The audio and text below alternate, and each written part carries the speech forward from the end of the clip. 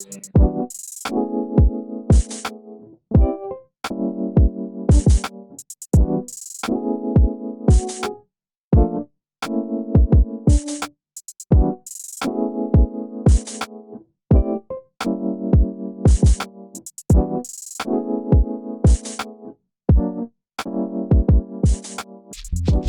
going on, man? Yo, Mike, first of all, congratulations. Just got a new job at NASA. I did. Thank you. Fuck, Thank you. Yes, I did. Yeah, the crazy. spaceman over here. Mike, what are you going to be doing at NASA, bro? Man, some crazy stuff. Well, right now, like I'm doing nothing with COVID-19, big Rona out here. Oh So yeah, how could NASA I shut forget down and about that? everything. This is How all could you right. forget? We'll just call this season 3 of the Holla at Me podcast. This is the new normal. We're This is normal, man. telecommunicating. We've been FaceTiming, having FaceTime happy hours and stuff. Yep. Uh, playing a lot more 2K and whatnot online and stuff. I've been playing a lot of video games, man. Like Yeah, I usually I'll get a couple hours in, like maybe not hours, like hours a week. Now right, it's like hours a day of right. video gaming, man. But yeah, with a big Rona out here, it's different. So I just started in NASA. Thank you, I appreciate that. But Just so, and the other you week, just moved to DC too, which is crazy. You just moved just right at moved the to start of DC. all Rona madness, Corona 19, COVID-19, whatever you want to call it. Well, let's ask like, what is it officially called? There's so many names for it. There's coronavirus, like the official name.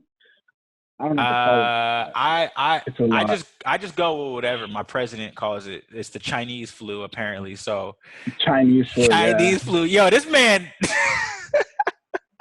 Where do we begin? He's right down the street, man. I need to go yell at him. Like, he's Oh, big dumb, this is but probably being monitored. Then we probably should chill with the president slandering. Ox said that. FBI, NSA guys listening, that was Oxum Turner from Oxnard, California, not Michael Walker. All right, so let's start with But that no, then. You just moved to a sure. completely foreign territory. Like you moved in the height of when people aren't allowed to leave.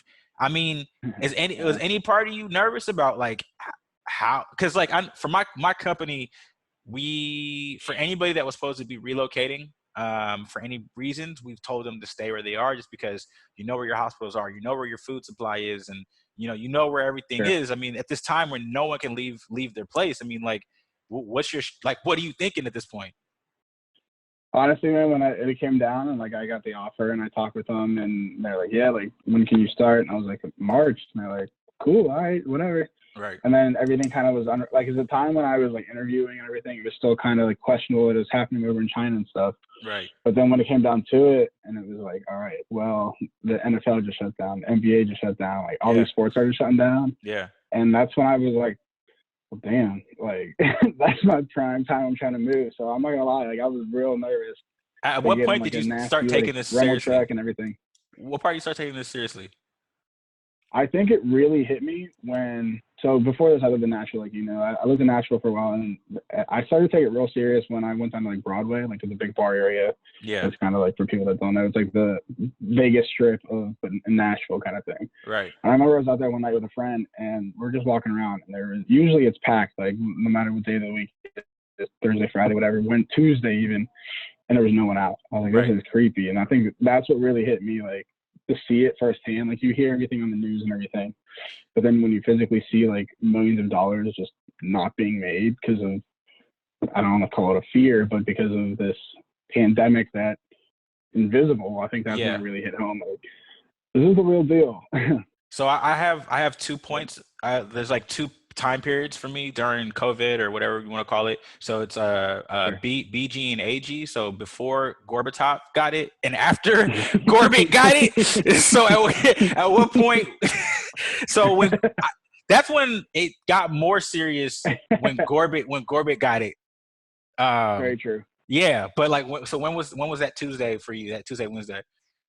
Man, I think that's the perfect definition. I think like beforehand, like you see everything, you see the Chinese flu, Yeah. and you're like naively stupid, you're like, oh, it's not going to come to the United States, even Right. though damn well Yeah. we know it's coming here. Like, Right. but at the same time, it's like, well, it's not here, it's over there. Yeah. But when AG after that, that's when it was like, all right, like start doing the mental calculations of all the millions of dollars just being, I don't know, thrown away, just not being made. I Yeah. was like, all right, this is the real deal. Like, I don't know what it is. Like, everyone described it as, oh, it's just the flu, but worse. Right. And I'm like, nah, I don't Yeah, believe that. what's I think just it's the a lot flu worse but than that. worse? People are dying from the Yeah, flu. So what's the flu but exactly. worse?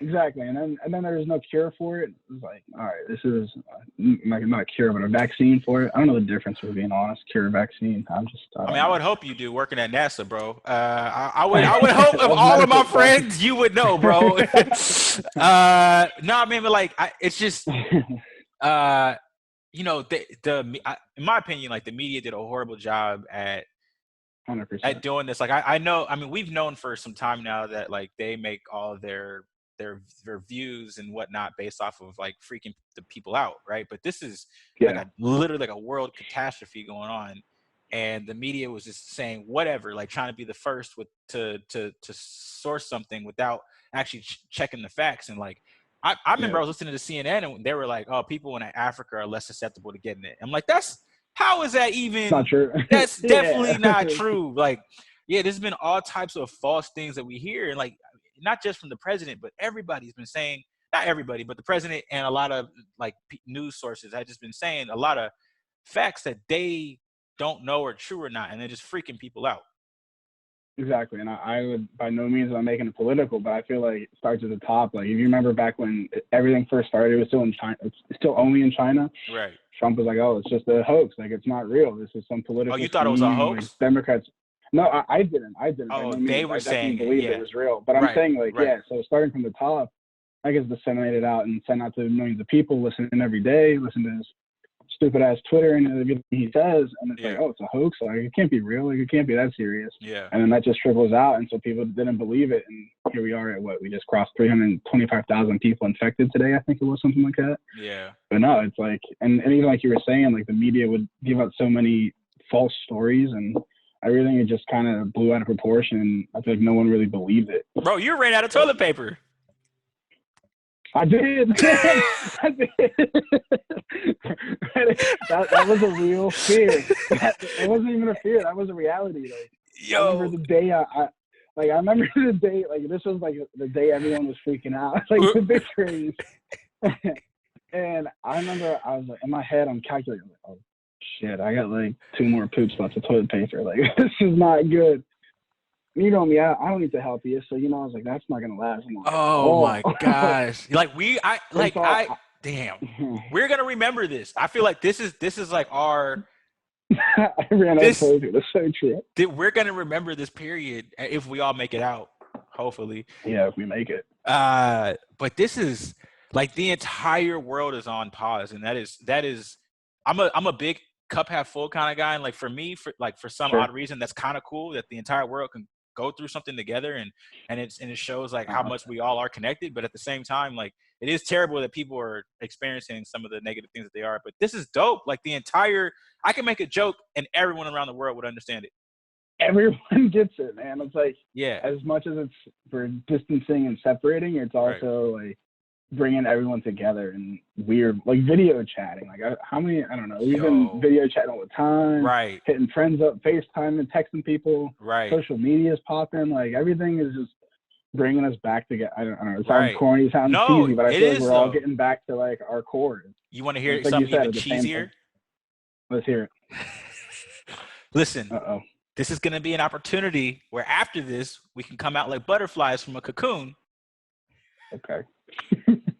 Or, you know, you can, you could just be the same person. No, because like this really is an opportunity though, where like everybody's on pause and everybody's in the same circumstances as you right now. Like, the economy is going to shit apparently.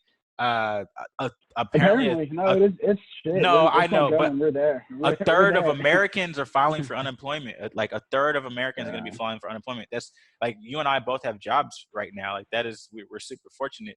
But this is all those little projects or those little things that you've been wanting to get to. Like, there's literally no excuse because there's nothing stopping it. Right. Exactly. Right. Like, to that same effect, like you just pointed, like, there's so many people on unemployment, or at least filing for unemployment. Right. And you just hit it on the head. Like, I'm still very blessed, very thankful that at the end of the day, although it's one of the most interesting, odd onboarding processes I've ever been involved with, because Right. the NASA campus is shut down. Yeah. It's still like I still have a job. Like I'm still have something like I'm Right. working towards. I still have health benefits. I still have insurance. I still have Right. paychecks coming in. And there's so many people I know, like people in Nashville, bartenders, friends back home, like from high school and stuff, that are just like, okay, well, Right. I really need that stimulus check. And it's like, damn. So being in I'm thankful for Nashville, that. being in Nashville and Yeah. being in Washington, D.C. at both, like during the height of both of these things at the same time, did you notice a difference in how people were treating this? I mean, even your drive across the country, did you notice a Yeah. difference in regions of how they were taking this? 100%, 100%. Okay.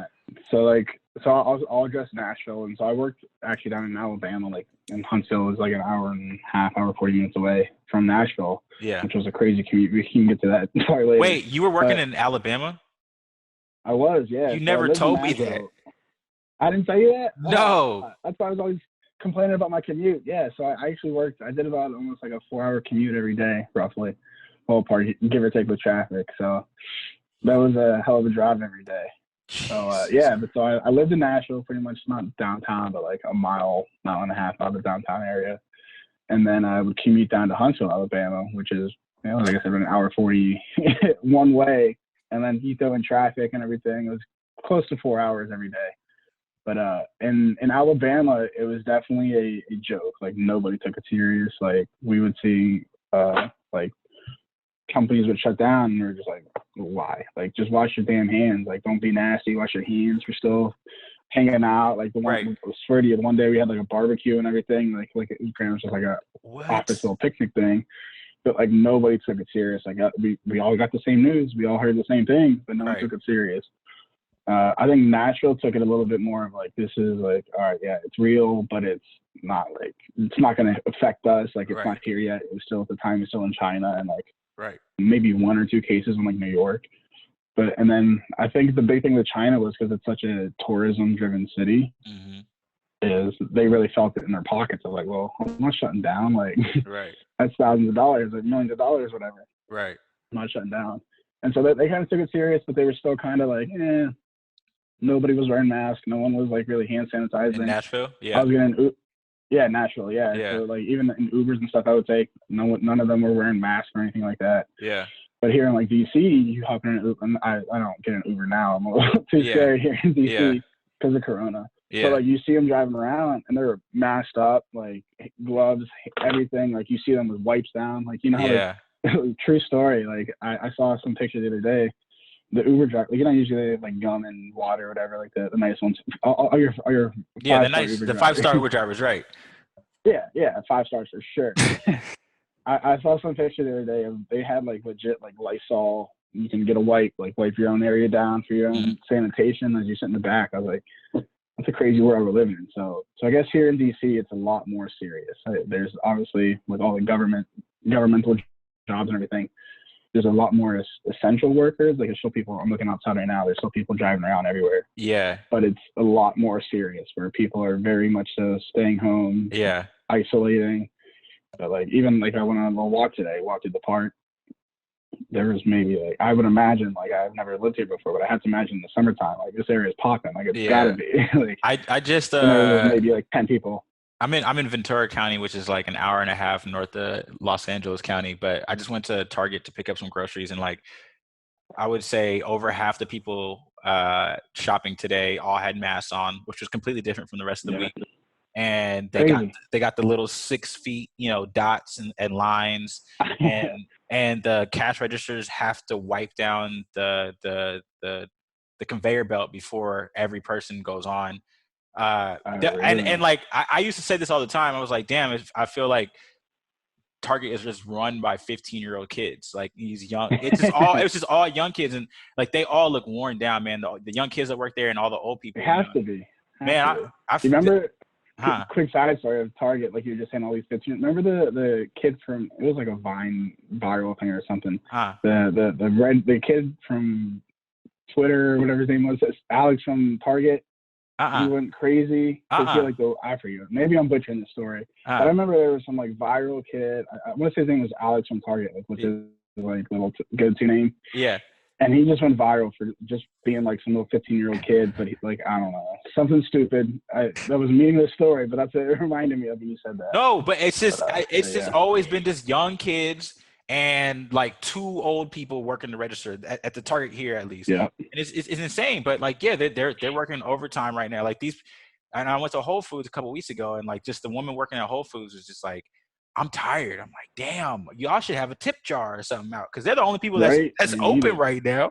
Yeah. But it's like, it's crazy to think. I mean, it makes sense. Like logically, it makes sense. Like grocery stores are essential places. Like people have to eat. People have to get your daily essentials. Making minimum wage though, like man. Making minimum. That's what I was going to say. Like these people that are doing that are making, I don't know, maybe not minimum, but not much above it. You know.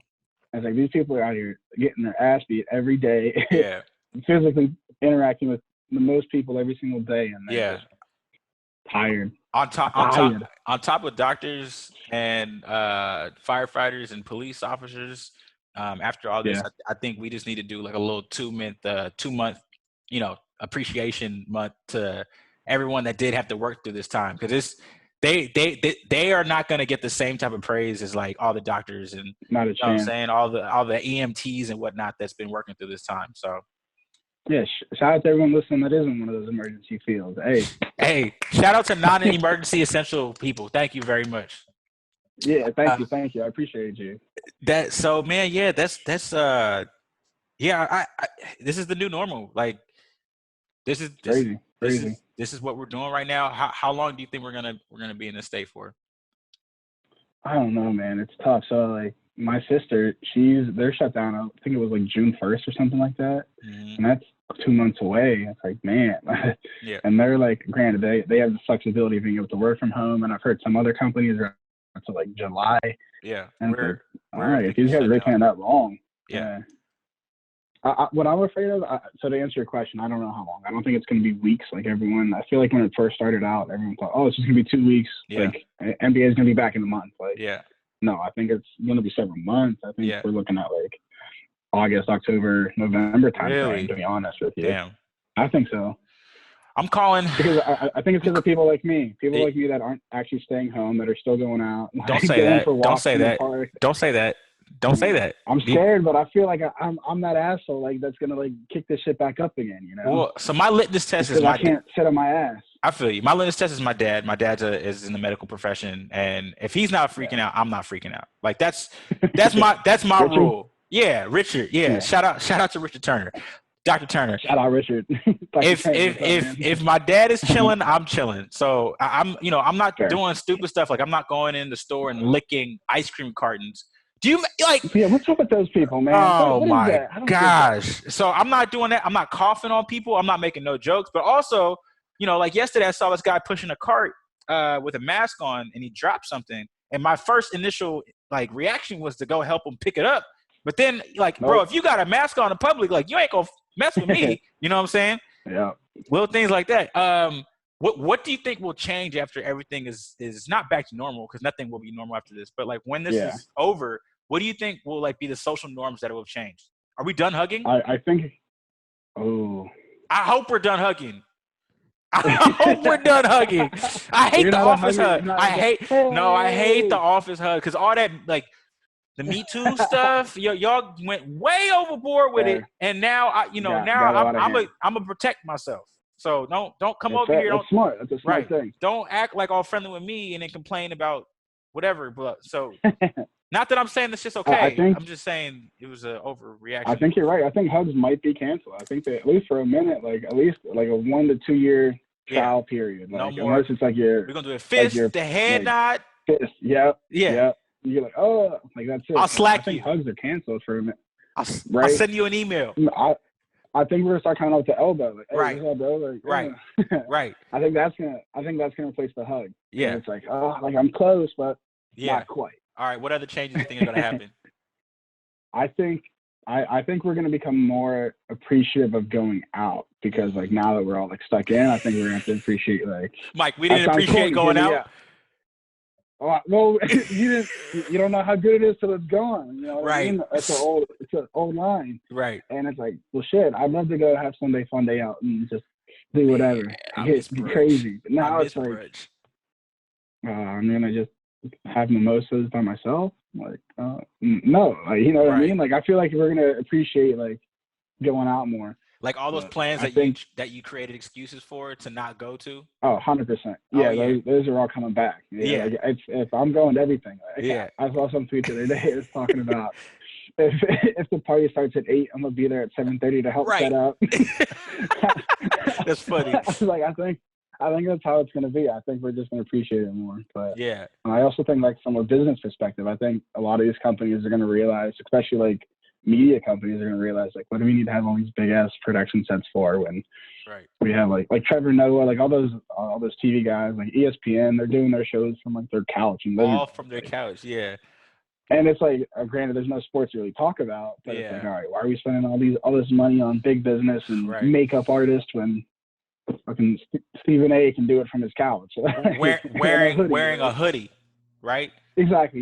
He's gonna say the exact same thing. Yeah. But he's saving so much money. So I think it's gonna be little things like that. I think But companies are gonna benefit from this, moving away from the old school of thought where you have to work here to. I mean, Yeah. you're gonna save money on relocation costs, and Yeah. if businesses can show that they're productive during this time, I think companies can move to more hiring the right people for the job that don't live in the area. You don't have to drive 2 hours Exactly. to Huntsville every day to do your job.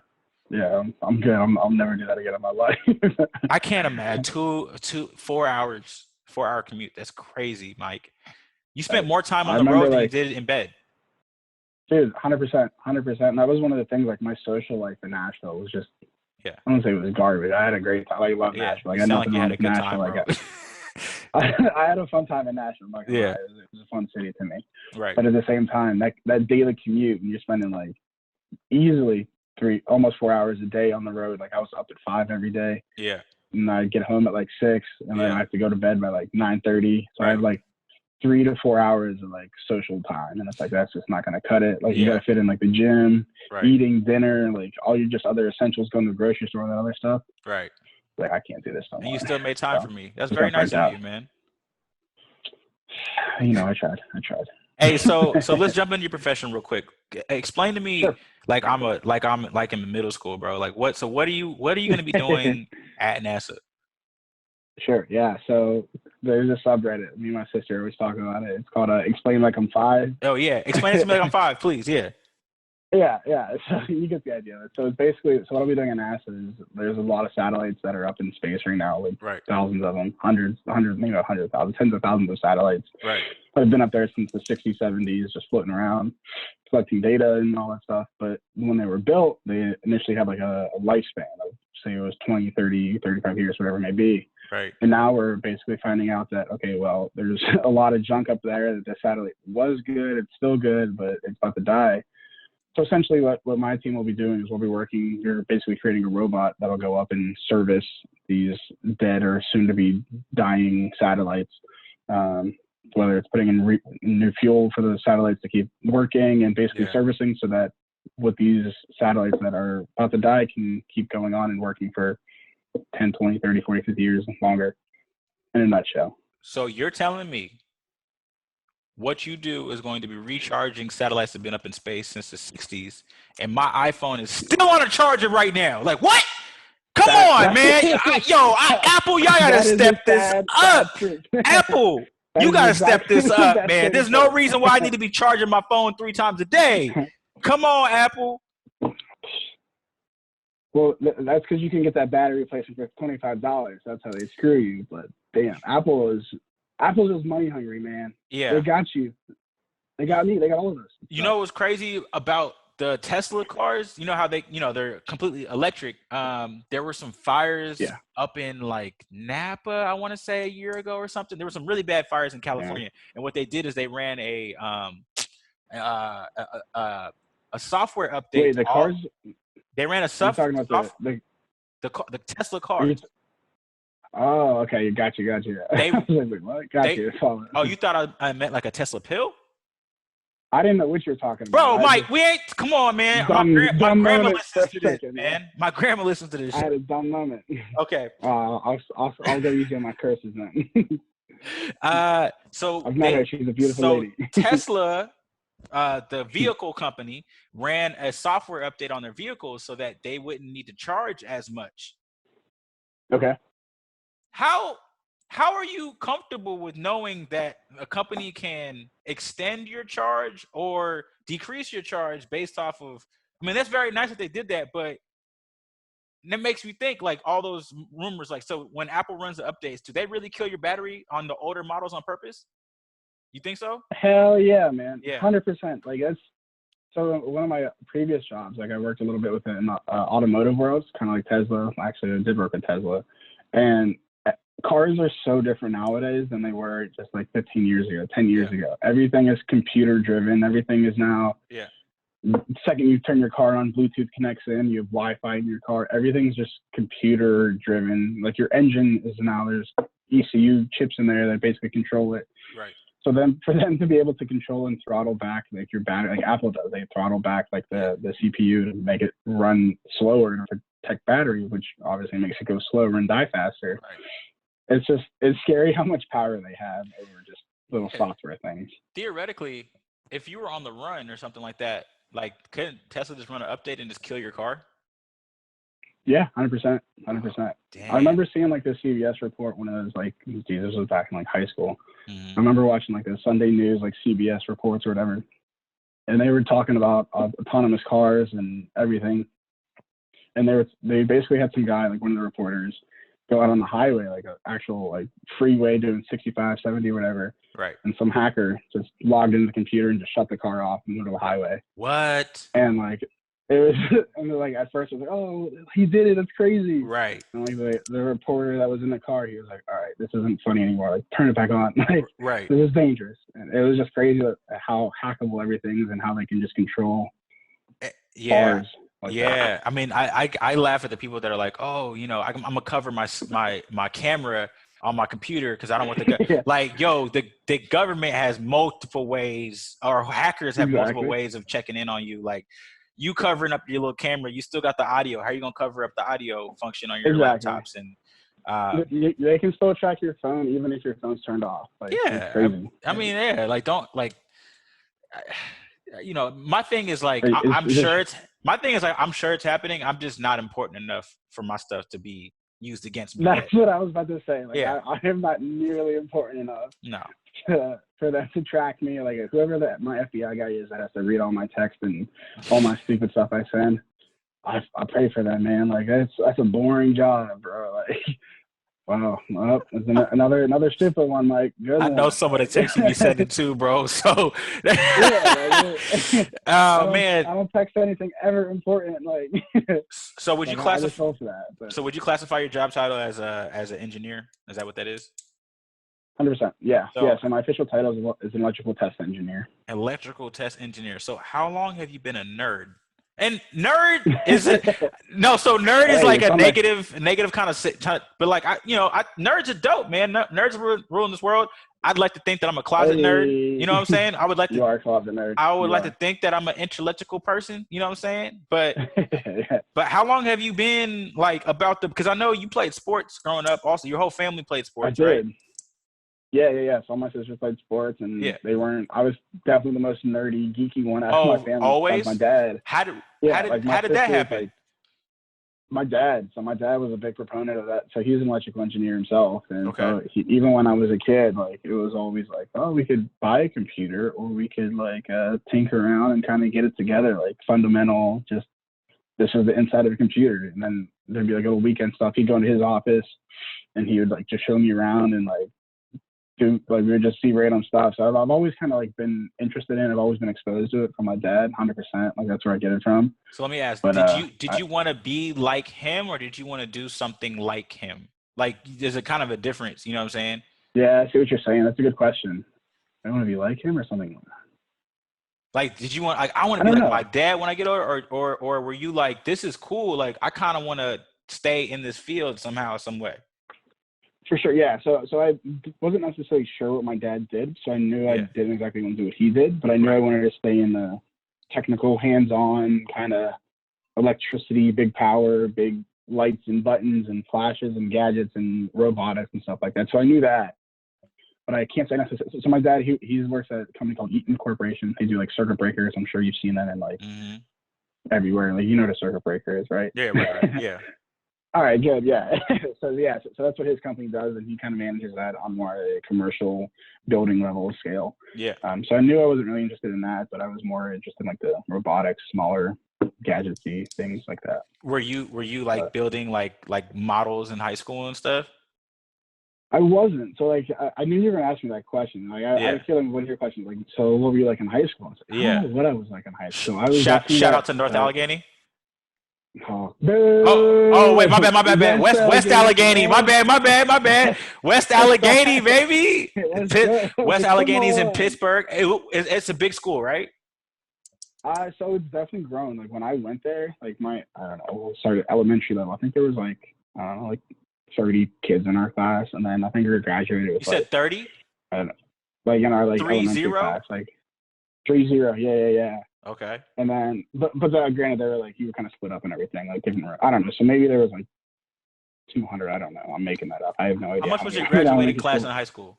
I want to say graduating was like maybe like absolute maybe 300. Like I don't think even that. Maybe a little less than 300, somewhere around there. So we weren't the biggest school. Like you mentioned North Allegheny, they were a massive school. Like I know a couple of Penn State people went there, some friends and everything through sports that went to North Allegheny, and I think their graduating class was like 800, 900, like massive amounts of students. Yeah. But my graduating, it was cool. I think my graduating class was about, like, my whole school could have fit in that big. What was the big lecture hall? Was it not Forum? Which was the big one at the Penn Thomas? State? Thomas. The Thomas building with like that was the massive one. My whole school, high school, not class, but the whole school could fit in that Thomas classroom, which was crazy to me. What was your high school called? Give them a shout out. Piedmont High School. Piedmont. It's a whole. I don't want to talk. It's not about me. It's about you. It's about you right now, Mike. I don't want to talk about that. Yeah. So West Allegheny, Pittsburgh. Is that Pittsburgh proper? Is that like the suburbs of Pittsburgh, or like do people consider that Pittsburgh? The suburbs of Pittsburgh. Okay. It depends who you ask. Like Pittsburgh's definitely one of those cities where like every big city's like that. But like Pittsburgh's one of those places where like, oh, are you from Pittsburgh? Oh yeah, what part? And it's like, oh no, you're from like 30 minutes outside of downtown. Oh, you're from like 45 minutes. And I would definitely say I was in the suburbs of Pittsburgh. There were I guess the demographic of our school or my high school was like, some kids would be like a real, not busy, like downtown area, but it was just suburbs, and then there were even some parts like Clinton, PA. It's all like farming area and stuff like that. So it definitely was by no means big skyscrapers or close to downtown Pittsburgh. It's like 25 minutes. Okay, first of all, downtown Pittsburgh. Listen. Yeah. So what I love. So for people that don't know, we went to Penn State together, and we'll talk about how you ended up going to Penn State. But like my takeaway from Pennsylvania was like Philadelphia was a city. There was two major cities in Pennsylvania. There's Philadelphia and there was Pittsburgh. And I've been to Philadelphia multiple times because I have family there. And I went to Pittsburgh for my first time when I was in college, like on one of the breaks or whatever. And Pittsburgh, you can't call that a city, man. That's not. There's cobblestones in downtown. There's cobblestone roads. Like, that is not a real city. Come on, man. Yeah. It's more of a real city than like Oxnard. There's only one skyscraper. Brick roads and everything. Right. There was literally brick roads in the middle of downtown Pittsburgh. And just to clarify, these aren't like the brick roads on like Wizard of Oz. These are like red brick roads. Permane Brothers smacked though. That was great. Oh, it smacks. That's a banging spot. And we went to what's the little downtown area? What's by the bridge? Outside? Yeah, but what's the little where all the bars are at? Yeah, what's it called? Like not 6th Street. I don't know. I never really went. So that's a good point. Like when I like was of age to drink and legally to drink, I like never really went out down there. Like, but it's outside the area you're talking about, for people that know, and I'm sure my friends that from Pittsburgh will correct me on this. Yeah. But like I never really went out that night. I never really partied like in downtown Pittsburgh. Like I would go do like touristy stuff, go on like the boats and like do the incline and stuff like that. But Yeah. to go into downtown, it was like a whole movement. Like granted, it was only 25 minutes, Right. but it was like you had to make an effort to go downtown, kind of Right. thing. Right. But yeah, so I never really went out. Like I think I've been to bars in downtown Pittsburgh, obviously, but to say I am a Pittsburgh partier and know everything out down there and can name the areas like that, like no. Well, that's like me for the it. Bay Area, though. I mean, you know, people when they visit San Francisco, I'm from Oakland. People that come visit Oakland, San Francisco, they're always like, oh, like, you know, let's go do the Alcatraz. What's that like? Or Treasure Island, or what's like, you know, all these touristy spots. And it's like, I ain't gonna visit a prison for fun. What the hell are you talking about? Hey man, I'm not gonna lie. I went with my dad. I know you. I believe you. Right. It was a great time, man. Oh, for real? It was a little creepy. Yeah, but it's like you take that boat out there and you're like, all right. This is a little creepy. This is a little so it's like it was cool though. Tourists and people that are actually from there, like they don't, you know, this is a different world, right? Like you don't always do that type of stuff unless you would have gone on like a school field trip or something like that.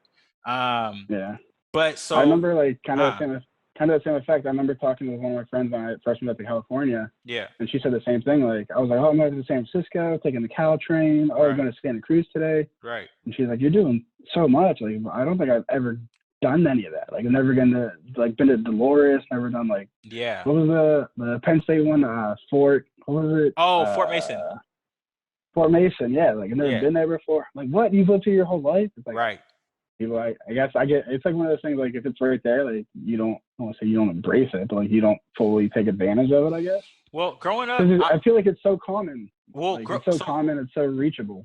So growing up, I had this Oakland pride, and I don't Bay know. Area. Bay Area, right? So, but like 510, always over 415. Like growing up, we used to call Berkeley Berserkly. Like me and my dad, like me and my family, like we never liked to go to Berkeley because Oakland pride, and we never really went to San Francisco because we were like, San Francisco is Berkeley on crack. Like it's just crazy. Like so, I never went into San Francisco growing up as a kid. I never went into Berkeley often as a kid growing up. The only places I went to Berkeley were like some food spots, and that was it. And for football game, Cal Stanford football games.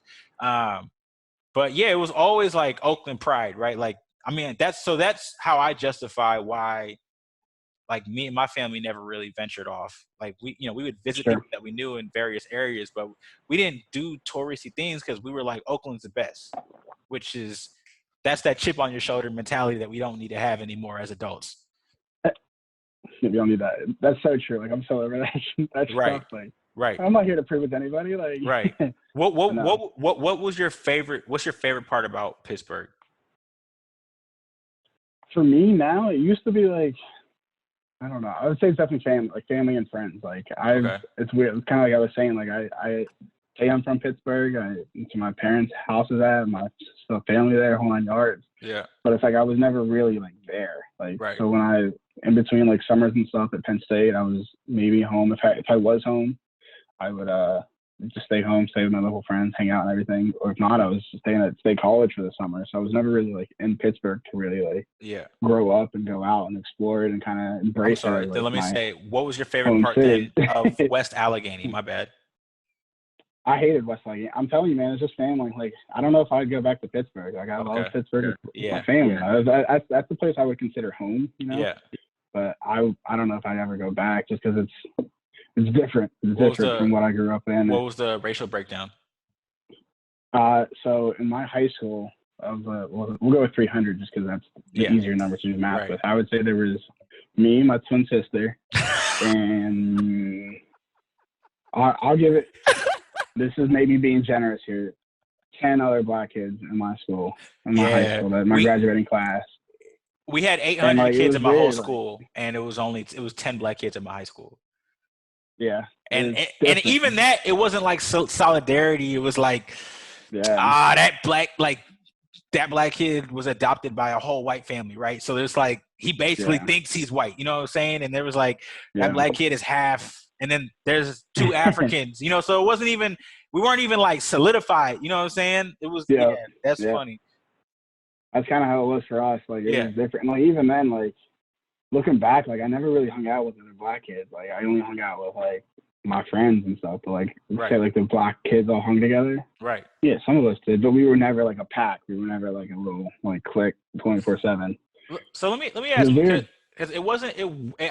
I'm honest to God, 100% true. I never felt black until I moved to Penn State, and Agreed, man. that's what I'm saying. So like, did you like when you were being raised? Did you feel different, or like was it just like this is just everyday life? This is how America is, or did your parents educate you on racial breakdowns, or like when did you feel different?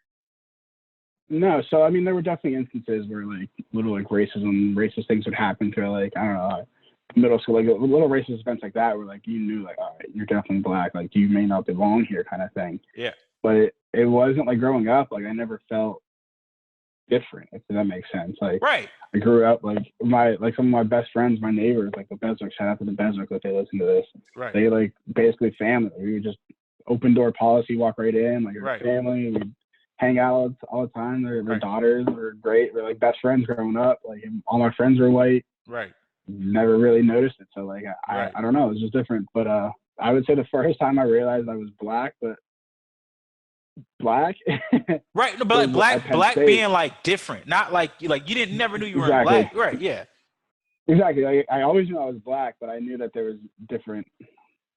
It's gonna sound weird. Different levels of black, if you No, will. there And is no. I don't mean to say So that in let me a hear your negative way or anything like that. let me hear your experience. I would say it was once I got to Penn State, like Penny Packer, like that was the thing. Shout Like out. they said all the shout out to Penny Packer, Shout man. out to Like I Penny said, Packer. fuck that place. Yo, I love yo. No, If I can't lived say that. anywhere That's false. else, I would have dropped out of Penn State. If I lived anywhere else, For real? yeah, I didn't like You it. think so? My first few. I was gonna transfer, but like my best friends to this day are all people that I met in Pennypacker. That's why I was gonna say I can't say fuck Penny Packer because those are Nah, like yeah, some of my closest people I met. Like those are the people I started out school with and everything. And it so was the ever since black then, I dorm started saying too.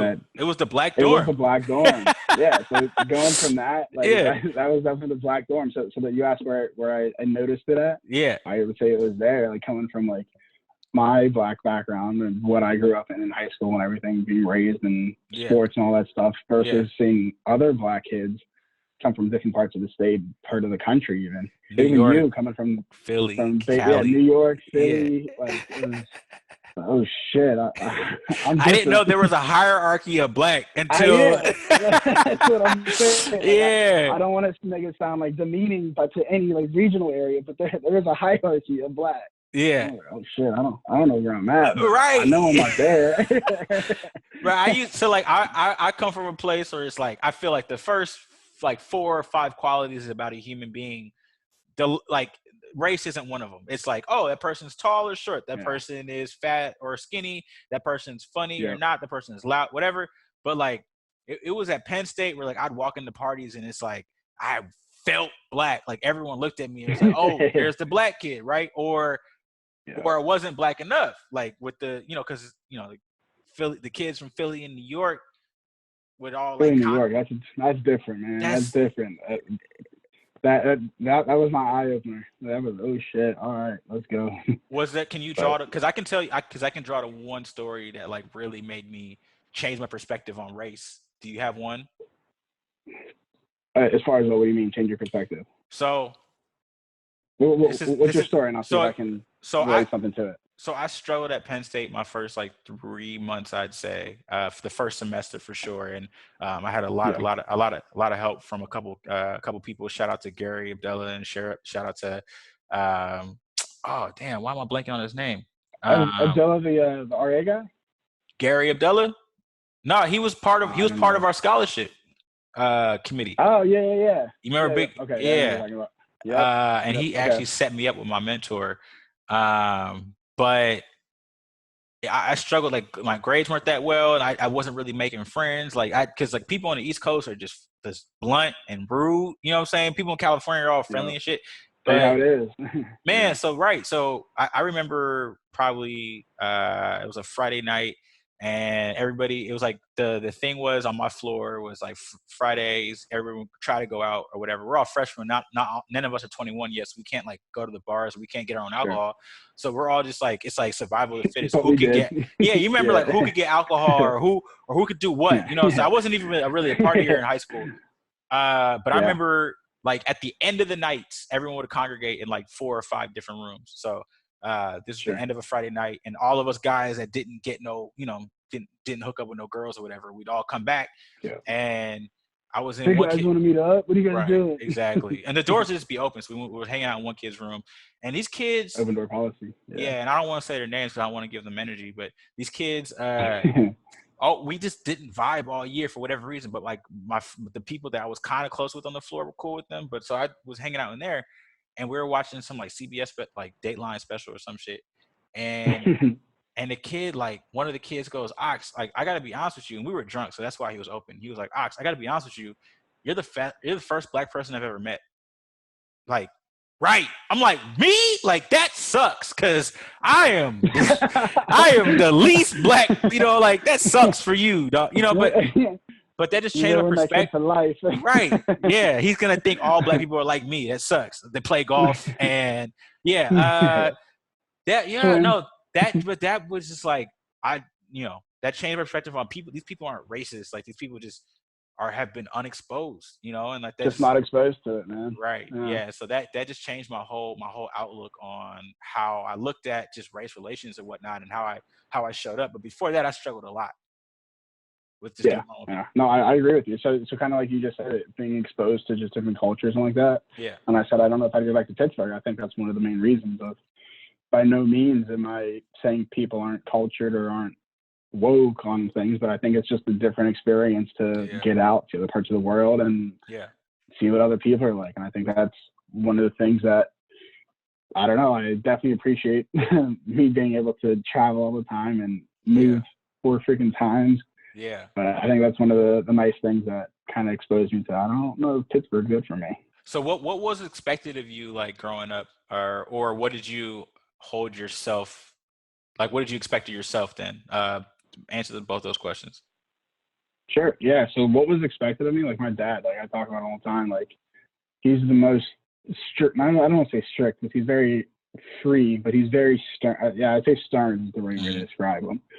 But he was always just beating it. I don't want to say beating, so it sounds bad, but he was always just teaching us and guiding us to success. Joe Jackson. Yeah. So whether it was like whether it was academically or from sports, it was always just succeed, never give up, always keep going. Yep. Like it might suck, but like just get through it and you'll be fine. Like there's always light at the end of the tunnel. That's been my little thing. Even like my tattoo, like that's what it is inspired by. Yeah. But it's always just like, even when it sucks, even when it seems like life's gonna suck, just keep going and you'll be fine, guys. Right. And so I would say that was kind of my main focus, even going into Penn State. Granted, I had fun at Penn State, but I definitely struggled for a good while there. Right. And well, you were in same focus of one of the, like the sciences at Penn State was so difficult. Like I remember everybody talking about those. Yeah. What was those? What was the calculus that y'all had to take and then the physics that y'all had to take that was crazy or something? The bio. It was the bio. No, so for me, I didn't have to take bio, but I had to take what was it, like Chem 101. Yeah, Chem 101 was crazy. I heard. Oh, bro. So I'll be honest here. I failed it my first freshman year. A lot of people did that class. Like, yeah. I was like, I'm getting my ass kicked by this chemistry, and like I had like some of my friends are like biochem majors, and like they really loved it and enjoyed it, and for them it was like that, and I'm like, I don't. All right, so this is the chemical balance. It's that carry the two. Like there's that in the periodic table. Like this is just like foreign. I don't understand this. All these equations, all these calculations and stuff. Back up real quick. Was Penn State the dream school? No, it was not actually. What was the dream school, and how'd you end up going to Penn State?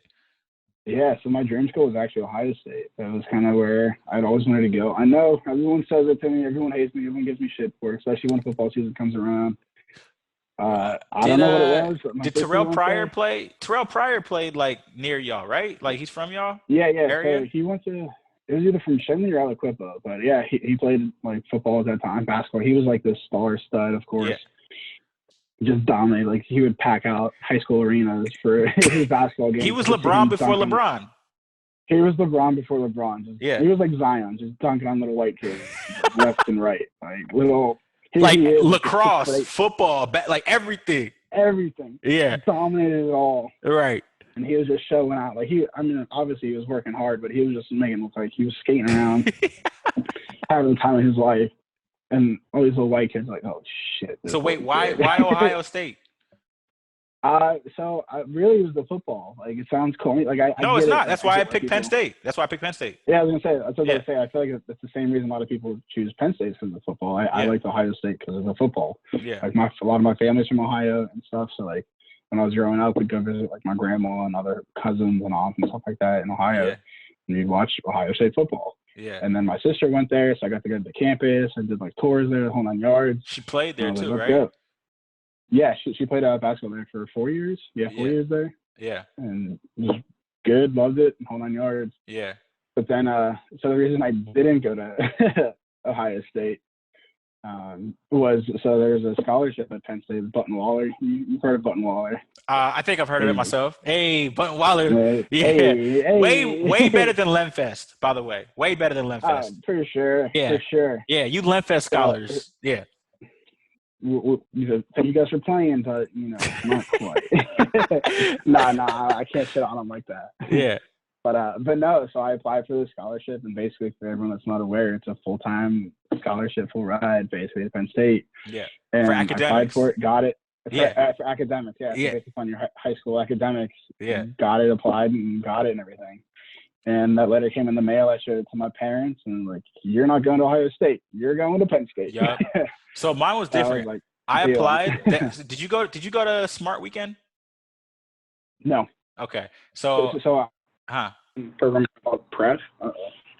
My headphones just died on me. I can still hear you though. No, you hear me? Yeah. I don't know. That was weird. Anyways, but yeah, so I was in a different program called Prep, and it was like pre-summer engineering. Okay. For it, but it was like a pre-summer engineering program kind of thing. Yeah. So I did that, but yes, I never went to that. So I applied. I got invited to Smart Weekend, which is like academic, not African American, academic. Multicultural. Yeah. I don't know what the acronym stands for anymore. But that was really my first college visit outside of because my dad went to Stanford, so like that was my dream school. But that was a reach, dog. That was a reach, dog. That was a reach, bro. For me, like I tried really hard, huh? I was gonna say, if you wanted to, would you have? Like, obviously, I'm sure you would have gone. Like, if they would have came back and said the same, like financial everything. Bro, they didn't even send me. They didn't even send me a decline letter. That's they're like, we're not gonna waste postage stamp on you. He's not worth it. But like, I worked really hard in high school, but I definitely wasn't gifted intelligently. Yeah. But I outworked a lot of people. But it just and I learned how to work the like smarter, not harder. Once I finally got to college, but yeah, like I definitely it was my dream growing up to go to Stanford, and that didn't work out. But there were basically two colleges that I liked that I got into. Occidental was one of them, and Penn State was another one. But the financial situation.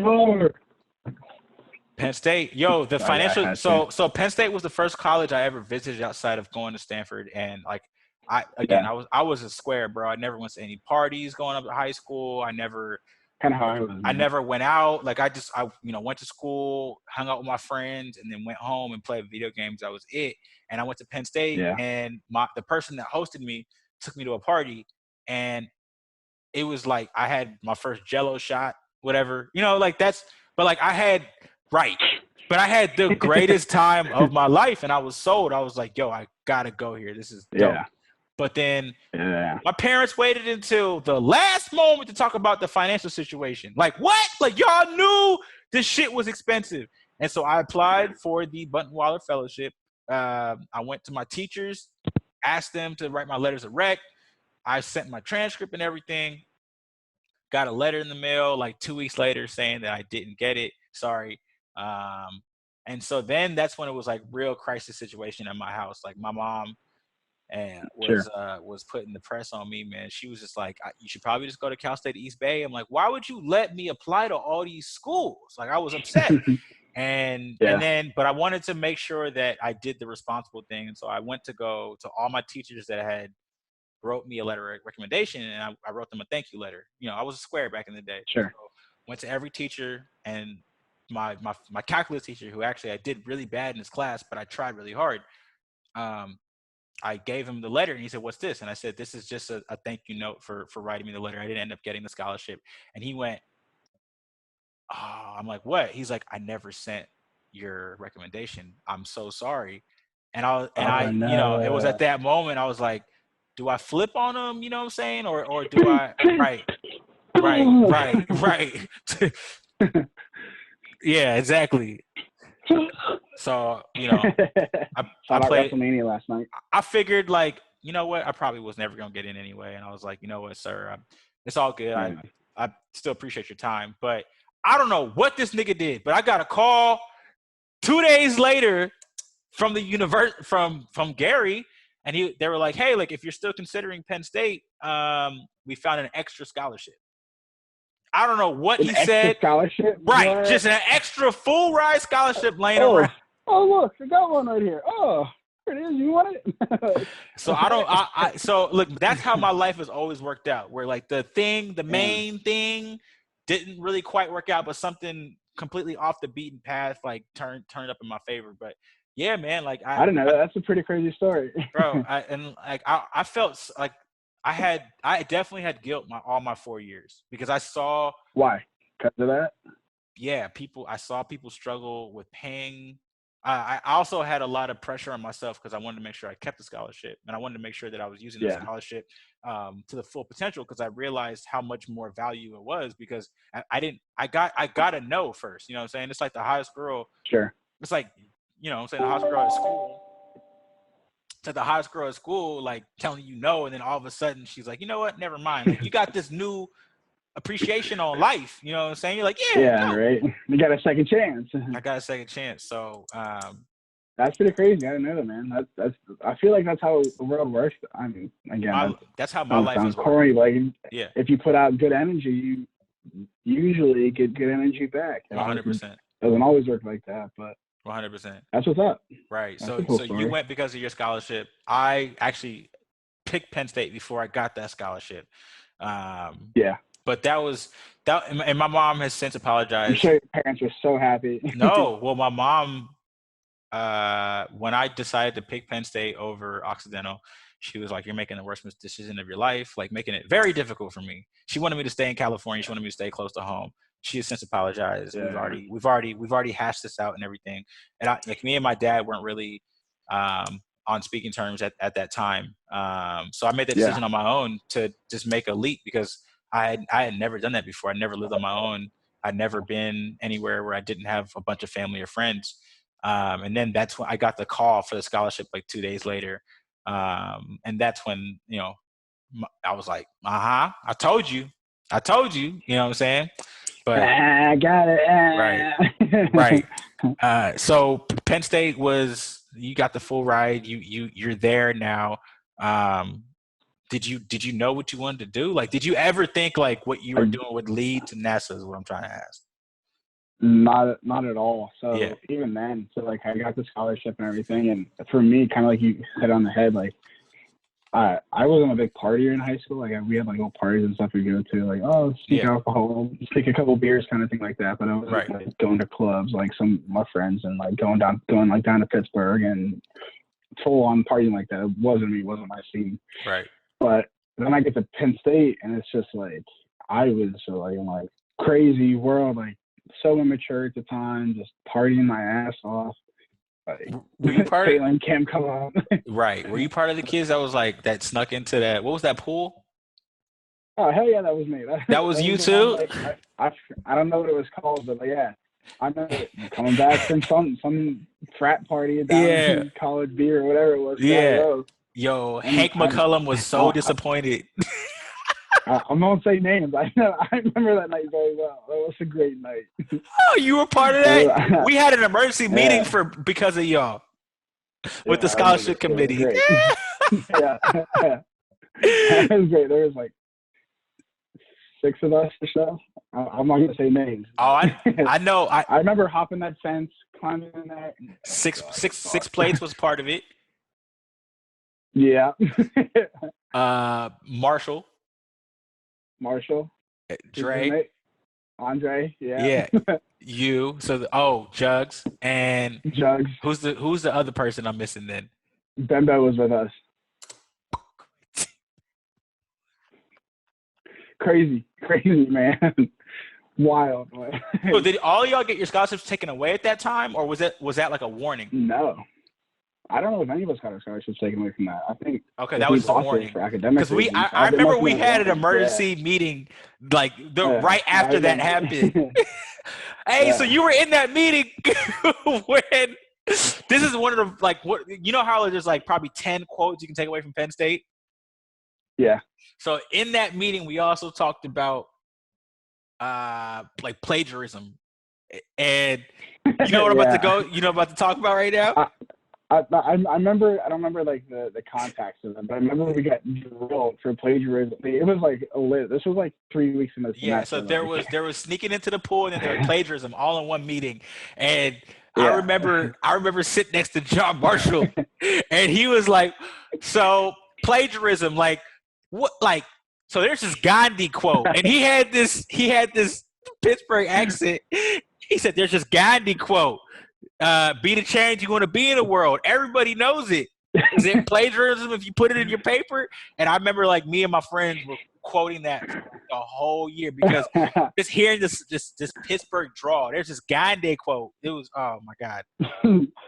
I forgot. I didn't forget about John, but I hadn't heard much on him forever. Like I think he's been good. He was a good person, man. Oh man, he was crazy, but we all were crazy, but he was a good dude. We all were, bro. There was, we talked. We had a Skype session or FaceTime with like Dave Sabo, like all the people from Pennypacker. Definitely had the most character, 100%. Maya Martinez, John Lay, Akeem Adekembe, like Evan Good, Mike McLean. Like this is my floor. Your floor was cracking too. Yep. Yeah. Yeah, our floor was. We were definitely I remember at one point. I want to say his name was Abdul. I forget what his name was. Our RA. We had like a meeting because we got like our third bucket of alcohol. Abdul. I was saying. I knew it was something like that's what I thought you were saying earlier. Like, what was his name? I've been thinking about Abdul it. was hella cool. Yeah. See. It's all about perspective because he didn't like us because we were the party floor. Like he hated everyone on that floor because he's always having good write-ups. Right. Police were always there, like all the time. Yeah, he was always doing write-ups and stuff. There. So it was like he hated us, but we were like I don't know, like 18 at the time. Like fuck this, like whatever, having a good time. Y'all made us look hella good though. We did. Yeah. I'm not proud of it, but I'm going to regret it. It was funny because it was like second, third, fourth, fifth floors were all dedicated to all the scholarship and African American and computer science majors. So like all the scholastically smart African American people of color, and then all the STEM programs. And then 5 and 6 was just like the rest of the campus, and 1 was like the rest of the campus. So like I can only imagine like these parents moving in their kids to Pennypacker. They're like, oh my god, like actually reverse here. No, your child just got screwed and put in the minority dorm. That's what it was. Also, a huge military school too, which was another crazy addition to the diversity of the campus. What was your favorite part of Penn State? What were some of your favorite parts, takeaways? Like, how do you feel like you grew a lot from that first to your last year? From first to last year, for sure. First, definitely from freshman year to senior year. I did 5 years of victory lapper. You know, it is what it is. A lot of people did it, bro. A lot of people were 5 years. Yeah. It's like, especially in your major. I don't know if I get back. Yeah, because it's not easy. Like by no means am I downplaying it or even congratulating myself, but it's not an easy field to be in. But I would say honestly, probably my freshman year and sophomore year, you asked about maturity. I would say I got more immature freshman year and sophomore year, just because I was just reckless, man. Looking back, I was just doing dumb shit like all the time. Like I was doing okay in my academics at that point. Like I was just skating by, like barely getting by. Like I wasn't failing anything or anything like that outside of chem com. I hate that class. But I just like so you remember like the very beginning meetings, and then you see like the little chart, like you can choose two of these things, but then one of them has to go, and it was like class, social life, and like time or something like that, or sleep, whatever it is. I was trying to get all three of those fields and balance them all out, knock them all out. So I was just going balls out crazy for a while there. But what have I learned the most from the time? Yeah, like what was your favorite, or like what was your favorite part about Penn State? Yeah. I would say it was really just like the friendships and like being able to like finding that friendship group and that one that you can hang with too, like works academically hard and that's driven to succeed and like want to do something better in life. I think that was probably the greatest takeaway from Penn State. Like it's different. Like I don't know. Obviously the academic, it's nice to get that little $100,000 piece of paper that at my house somewhere. I don't even know where it's at. That's folded somewhere. I would say folded and piss stained on or something. I don't even know. No, I can't even lie. My dad has it like framed on our wall, like it's all framed and everything. It's real cute. Right. I can't even front like that. But, where's my diploma? No. I don't even know where my diploma is. Yeah, I don't know. Yeah, but yeah, I would say it's that, just building those like friendships, can like being able to handle and talk to other people. Yeah, whether like group projects, like infamous group projects, like. All right, half the group sucks ass. Like they're all terrible people. They're not going to do anything. Yeah. And then there's always going to be that person that tries to control everyone. It's not going to work. And then that person that's just like, you get a group projects. I would say learning those just small little social interactions like that. And that's like the only thing that's relatable from college for me to like to my working world now. Is just the group projects was like. Because I graduated business major, and like that was most of our senior classes, which is all group projects. And I didn't get it. I was like, why are we doing all these? This is easy, you know what I'm saying? But everyone has a role, everyone has a part, and that is what it's been like in the professional world for me, is just experiencing all these group projects. And you see the people in the group project, the person that's going to complain, the person that's going to try to push off work on other people. And then you have the people that are going to do too much, right? They think they're the smartest ones. And it's like, it's just so much. It's so crazy how much those prepared me rather than anything else. Exactly. So someone asked me a couple of weeks ago, I don't know, a while ago, like if you could go back to college from what you know now, like what year would you say is the maximum that you needed to gain from college to be where you're at now? Like, you know what I mean? Yeah. What would you say? Are you asking me? So I was asking you, but I'll answer it too. So I would say it was probably like the first semester of junior year, maybe even like second semester of sophomore year. Okay. But like to get where I was at academically, to get the field I was in now, it's like didn't really need it. Like obviously, I'm a big believer, and especially in the STEM programs, like electrical engineering, like my field. Yeah, obviously you get to know the theory, you get to know the fundamental, what is the field. Yeah. But you're mainly just getting tested on like, can you critically think and can you solve problems, and can you like, when you're faced with a problem, can you work out how to get it solved? So I think that's a big thing. Bro, my senior year of college, like I had life made. I was not only an RA, so I was getting free housing. I also had the scholarship, so I was making money at Penn State. They were paying me to go to school there, and I had a side job too. So I had that job, and I worked for the football team. So I was going to all the games for free. That's right. I worked for the football team. True. And you were the glove guy, right? You the big like orange gloves, whatever it was. Oh my boy. So I still don't know what that was for. I remember you explained it to me one day. It's the TV timing. So it's like when there's gonna be a TV timeout, whatnot. That was not that guy though. That's funny. I was actually I was the assistant to the assistant coach. So like I was getting water for the assistant coach, pretty much. You know what I'm saying? Got you.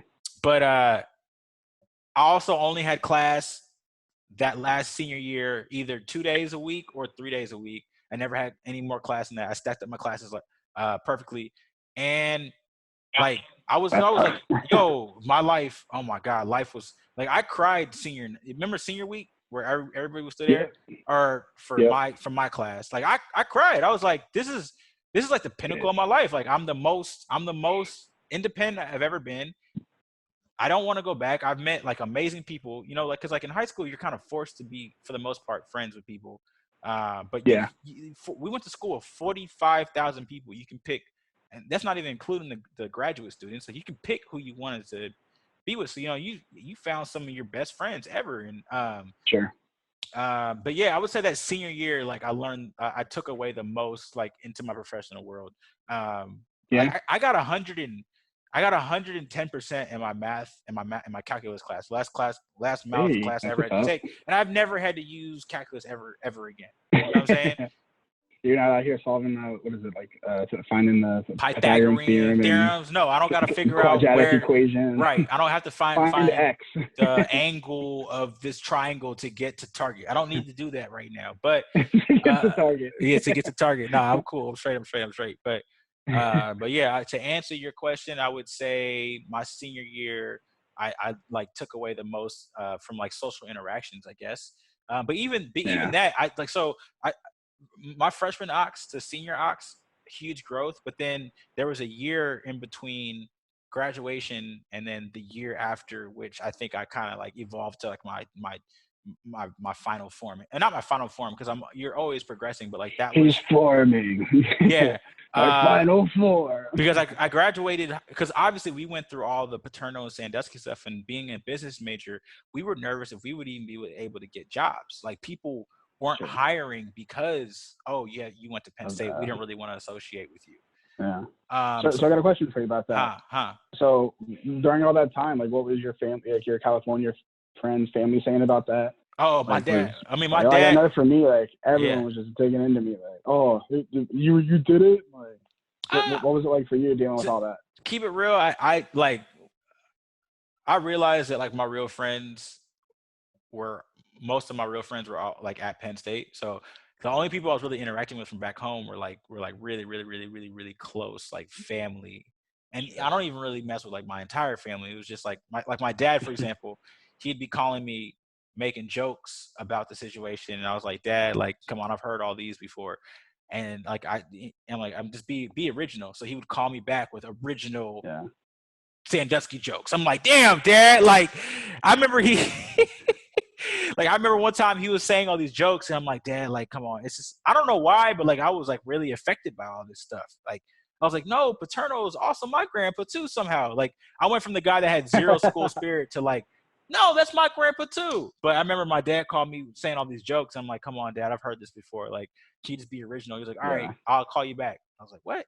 So he really called me back in like a half hour. He's like, all right, I got He's one for actually you. out there writing jokes Yeah. down. He's like, what kind of truth does Sandusky like? I was like, what? What are you talking about? He was like, the naked truth. I was like, oh, damn, you really took the time to think of a new That's joke? it.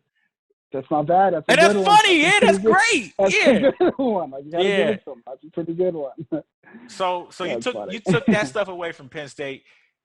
Now you made your first like major move, and that's where our relationship got really tight. Was when you Yeah, I would after agree with that. graduation you went to you Santa to Clara, Santa San Clara Jose. Yeah. postgraduate. Now, what went into the like? Were you nervous to make that huge leap? Because I made a huge leap going to Penn State, and I did so much growth that I was addicted to that. Like I loved being outside of my comfort space. So that's Yeah. why I moved to Oxnard, for example. Because I moved back home after college, and I was super unhappy because of how easy things were for me. But what like Sure. inspired you to be able to make that leap? Like, it really didn't take a lot. Like, it's a very like, now that I look back and like, especially this past year, just been a lot of thinking back on life. I got that offer letter. Like, I applied to like 2 jobs in California, and once I got that offer letter, I accepted it within like 24 hours, not even. And it was just purely like the East Coast kid, grew up in Pittsburgh, went to state college, Yeah. And all of a sudden, I got the Cali dream, get out to the California Bay Area, Silicon Right. Valley. Like, as an electrical engineer, like going to Silicon Valley, like that's heaven. That's the gold mine. You It made it is. in Silicon Right. Valley. And so I didn't even flinch to think about it. I told like my parents and my mom said like, oh, you can Right. negotiate like just minor stuff, but like Right. at the time I had I had like personal relationships and stuff and Right. family. Didn't even think about it. Just packed my stuff up and accepted it and took it. So it was pretty selfish, but yeah. What were the first initial hard parts about moving across the country and just being away from your home? I would say the hardest. I would say just that being away from home. Like Yeah. the first week, it was just excitement. Like, oh, in California, like you hop off the plane, it's like Yeah. 85, perfect, not a 0% of humidity, like perfect California weather. And it's like, wow, this Yeah. is about to be it. Yeah. But then like you still like riding that high of like new home, right out of college, first job, all that stuff. And then it was like, I don't know, probably like maybe like 2 weeks in, 3 weeks in, I was Yeah. like, man, I'd like to like talk to my sisters and everything. Right. And it was like 7 o'clock at night or whatever. I'm like, Yeah. well, let me just call them. Yeah. Well, that whole time, like it wasn't until The that time time zone thing difference. really Yeah. kicked in. And I was like, dang, that's a rough one. At the time, I like same thing. I had a long distance girlfriend then. And it was like, man, like this Yeah. whole time zone thing is crazy. Yeah. Like trying to just keep work with those new old, I won't call them old relationships, but maintaining existing relationships was hard from Yeah. personal and family life. The West Coast to East Coast connection or communications for sure. Like it's very difficult. Was there any Yeah. was there any affirming things or moments that happened that you were like, you know what, I made the right move?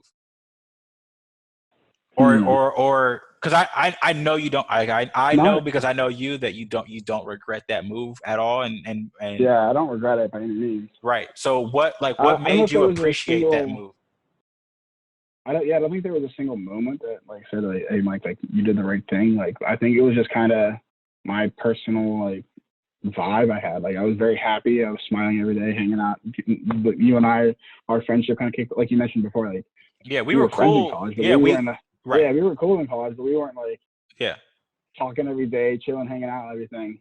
But then yeah, so I moved up to California. I was like, yeah, oh, I have like a friend. Like I finally know someone outside of like coworkers, and they right. kind of show me the area and stuff.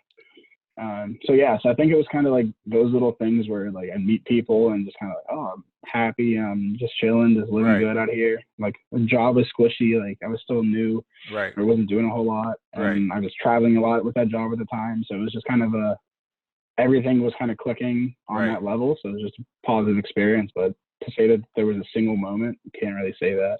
And so for me, because you graduated again a year after me, because you went to that 5th year. So for Yeah, like basically that. so where our crossroads meet was I had graduated from Penn State, like, and and in all honesty, like felt like a failure because I didn't have like a job lined up, and so it took me like 3 Why is months. that? But I feel like I could didn't mean to cut you off sometimes, but I feel like that's, I don't want to say common, but it's not Yeah, unheard of, especially nowadays. Like I feel like a bachelor's doesn't necessarily cut it like it used to. right. Well, because like the conception is like you go to college and your life's going to be set up, and that's just not. That's Yeah, just flat out that's just a unrealistic lie that biggest people. lie ever. You got to Yeah, continue to work. And so like my whole dream growing up was obviously going to Stanford, but like basically the outlier of that was just getting to college, which is stupid. My sure. dad is a doctor. Like my mom is really well accomplished. Like Dr. Turner. they're way beyond just college. So I don't know why growing up, like my biggest goal was just getting to college. Cause I got to college and I struggled because I was like, shit, what do I do now? Like that was it. That Yeah, was the goal. And sure. so I graduated. I went, like, I struggled to find a job because I didn't really focus on one area. Like I worked for the football team. I was an RA. I had an office job. Like I was a business major. Like I did all these things. I took the shotgun approach, but never really focused. I didn't have those internships every year during the summer. Sure. So when I graduated, I was still trying to potentially coach for colleges. So I was applying to colleges and taking job interviews for like D3 colleges around the country, Yeah, trying to work as a coach, and all those failed. So then I was like, all right, well, let me try the business thing. So I retooled my resume and try to get jobs as like in sales and stuff. And for whatever reason, I wouldn't get those jobs. And I was living with my brother in Virginia at the time, and for 3 months, and didn't get a job after all the interviews and got discouraged. So I moved back home, And that's where like not depression, but just like where my mood started to swing downward was like, damn, I'm a failure. I graduated college and I don't have shit lined up. I don't know what I want to do with my future at all. And so I was applying for jobs. It took another probably 2 months before I got my first. I got two offers, but it was like it went to the point where I was like, you know what? I'll just take a job as a temporary office assistant just to get my foot in the door somewhere because I know my work ethic. Sure. I know I'm good. I know what I can offer, but I just was never able to articulate You that gotta in an get that interview. first step. Yeah. Yeah. So Yeah. I took this Yeah. interview for this front desk job. And I remember like halfway through my interview, it just so happened the regional manager was in town. So he decided to step into the interview and like he stopped me mid sentence. I had this No pressure. right. He just happened to be available. So he was like, you know what? I'll interview this kid. And he stops me like mid when I was trying to sell myself. He's like, why are you applying for this office job? Like you speak really well. And Uh-oh. he's I know like, what you're gonna say. yeah, Jason, hi. He's Go like, ahead. you speak really well. Like, why are you applying for this office job? And I was like, listen, man, I just want my foot in the door somewhere. Like I've Yeah. not been able to get it. And he was like, well, why don't you try recruiting? Like we have recruiting opportunities open. Like, why don't you just try that? So, he slid me into a recruiting role. I got hired as that. So like literally nothing I've ever tried for, I've ever gotten. So I'm at this job that I Sure. didn't really care about and I was crushing it. And this is around when you moved. And then I just started doing comedy. But like I was such an Yeah. individual in college. Like I grew this whole individual personality, but now I'm living back at home. And now I gotta abide by my parents' rules. And my family kind of drove me crazy. And I'm hanging out with my good friends that I'm with back home, but now I'm hanging out with like kids from my high school again that I didn't necessarily really fuck with also. So all this Sure. Yeah. combined, Yeah. I felt like I was reverting back to high school ox that I really just didn't like. And then you hit me up. You're like, hey, I'm moving out to California.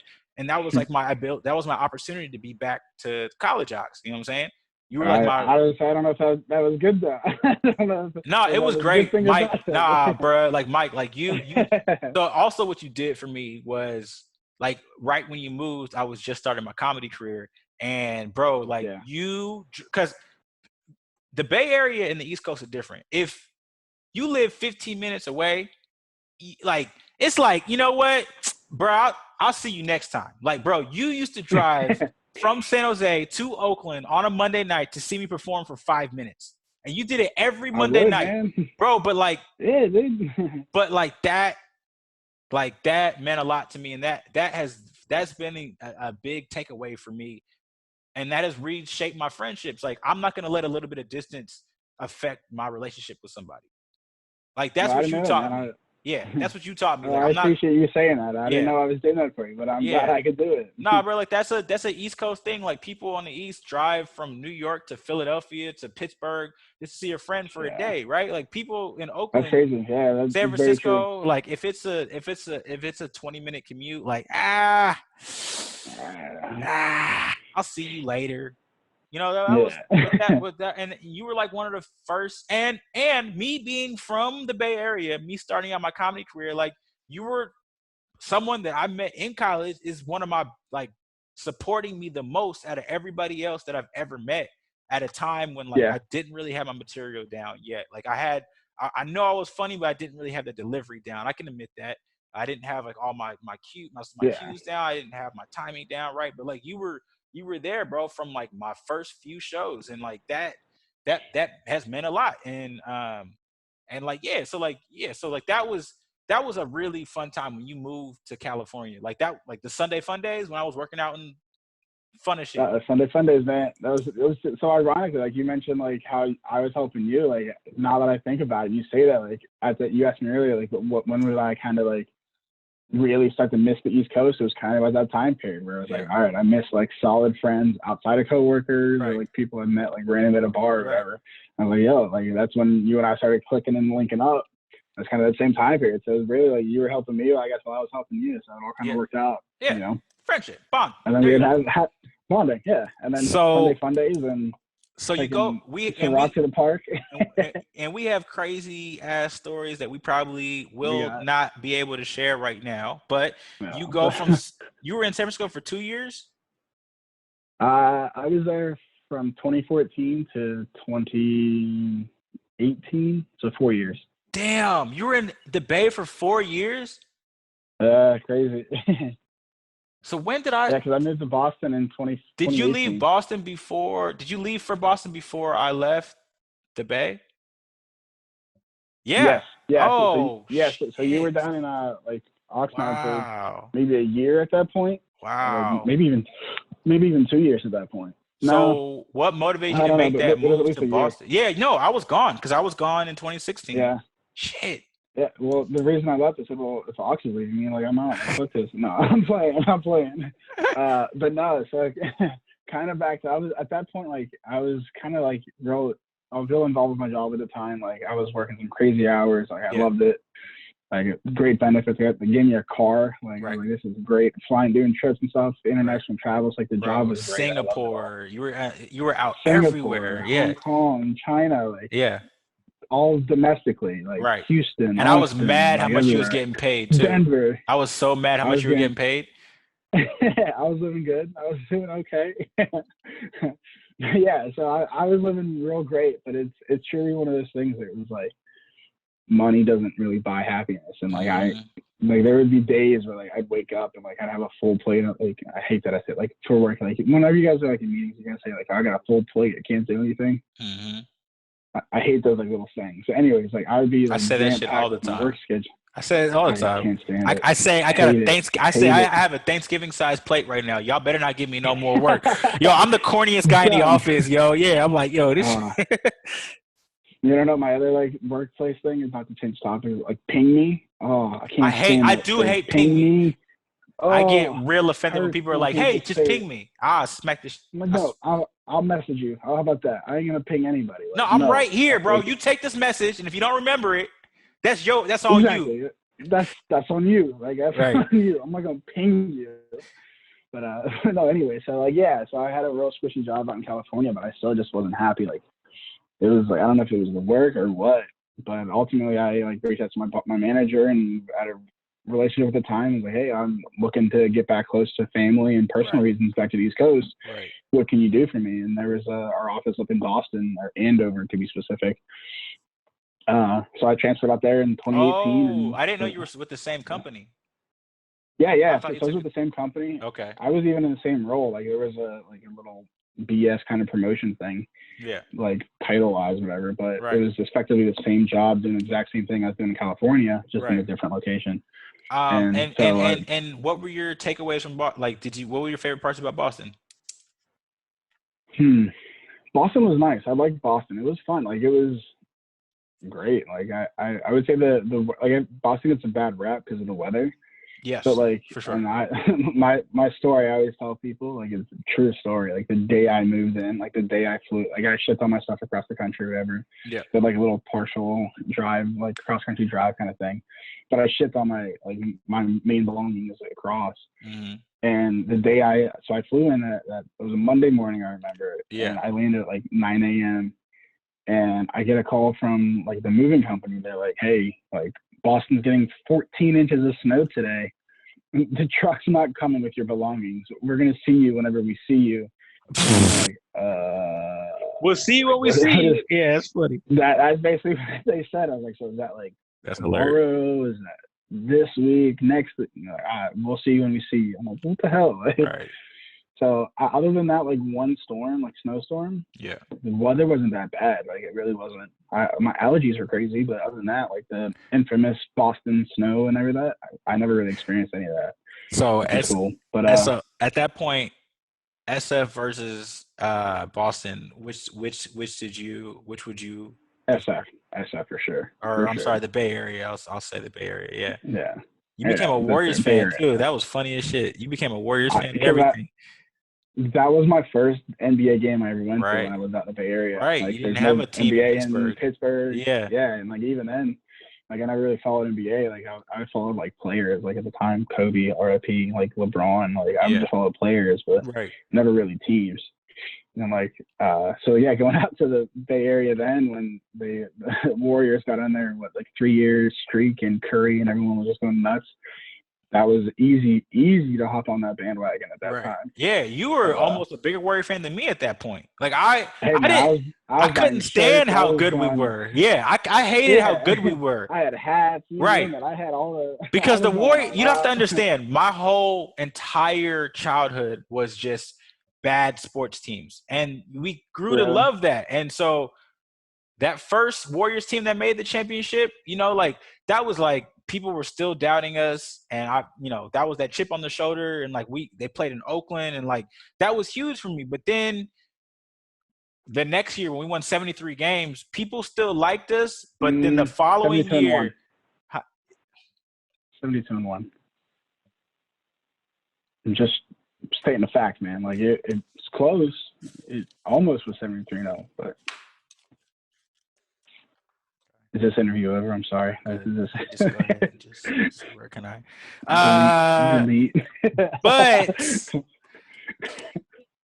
when we got KD, that was one of the happiest days of my life, and then that's when it stopped. Like that, like it was July. It was the 5th of July. I woke up in the morning, and You remember the date and everything. That's impressive. yeah, I got a text from Bleacher Report sends me notification KD is gonna sign with the Warriors, and I was like singing, flipping desk. yeah, and that was it. And then from that moment on, it wasn't fun because like we were just too good.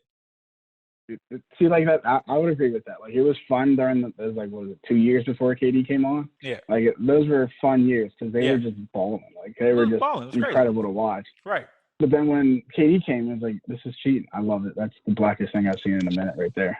We're refilling the Simply orange juice. Was it at least a Simply orange juice or the Simply? I knew it. I was going to say, was it the orange juice or the lemonade? I love it. Hey man, if you grew up and you didn't have a country crock or you didn't have a Cool Whip like container full of leftovers, is that even anything? Right. Oh, of course, yeah. That's wash it out and put it in whatever. Right. I will instantly revoke anybody's black card if they did not have that growing up. Exactly. Or if you didn't have anything, you just foil it. Right, yo. People that say foil is not a top. Big foil it. Oh, my mom. My family is big foilers. I'll take you one step further. Now, my mom's African. Keep in mind, so she will wash Ziploc bags and dry them out and reuse them. Nah, that's doing. I know that's next level. I know that's next level. Mom, get it together. Yeah. Come on, Aster. So then, what was she putting in there? Like spaghetti and meatballs? Like these bags? Bro, my mom. It's crazy enough. My mom always made my mom made spaghetti. I'm like, Mom, you're African. If you don't make me some African food right now, she always made pasta and she always made salmon, and I hated fish growing up. Salmon, yes, I will say salmon because I don't like. That's fair. I respect it. I don't like fish. I'm not a fish food guy. We're so close to being done, bro. Let's stay on the course here. Yeah, my bad. I got distracted. Boston to Nashville. Nashville, working in Huntsville, Alabama, which I didn't really even fully realize. And now you're in DC. Yeah. When do you think you will stop moving? I think this could be it honestly, man. I'm just tired of moving. Like, right. No, I shouldn't say that. If the right opportunity comes up, the right point in life comes up where it's necessary. What does right opportunity again, mean? Is it job or is it what, like family? Like what is the right opportunity mean? I would say either family or relationship reason at this point would be my main reason. At least to leave DC, it would have to be something related to that. Family or like relationship moving forward with whatever. But to leave for a job again, no, I can't do it. It's too much. Yeah. Like I'll probably, maybe I shouldn't say probably, but I'll most likely move within like DC area. I don't know, just different area, kind of explore it as I learn the area more. Yeah. But yeah, I think I'll be here for a good minute. What's like the most important things for you to feel comfortable in somewhere? Because again, you've been to San Francisco, you're from Pittsburgh, you've lived in Penn State, Nashville, you worked in Huntsville, you lived in Boston. Like what? Now you're in DC. Like what are the things that you can look to? And there's a two-part question, so I'll ask the second part after you answer this. Yeah. Okay. So I would say for me, it's just having that balance of life. Like again, like my dad he's got all kind of corny little things he'd always say. Yeah. But like simple, like, it's all about balance. Like you can do whatever you want to do. Like Right. obviously not like meth and shit, but like you can do whatever you want in life and Right. do as much as you want of it, as long as you balance it out with whatever its counterpart balance is. Right. And for me, I'm dying right now in this quarantine. I'm a big extrovert. I love talking to people, meeting random people or whatever. Right. So staying indoors, not being able to have like that social aspect of things. Yeah. Is killing me. So what I look for here in DC is being able to, one, have a stable job, which God bless I am able to have, especially given the big ruinous circumstance right now, as well as being able to just get out and have a social circle again. Like in Nashville, I don't say I was deprived of that, but it was just tough to have a social circle given the crazy hours I was doing, and working and lack of time really. So I wouldn't say I'm looking forward to that here in DC, but it's definitely something that I'm honing in on. Right. And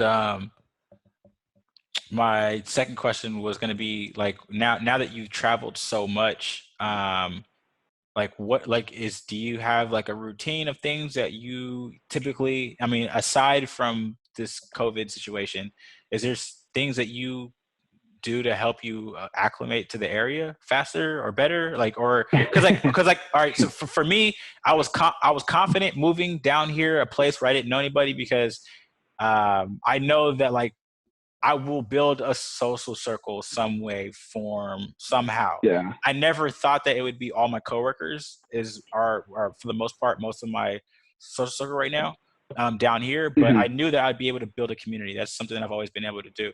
So like for you, what were the things that like, or do you even think like that when you're moving somewhere new?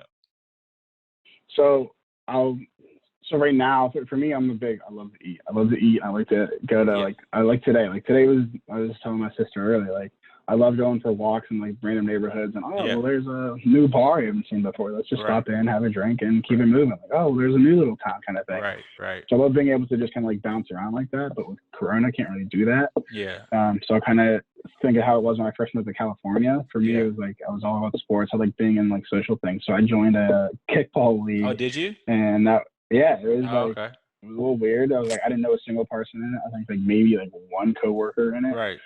And other than that, it was just like meeting new people and just a bunch of people that don't know each other, meeting other people kind of thing. And that was kind of cool to be a part of that. Right.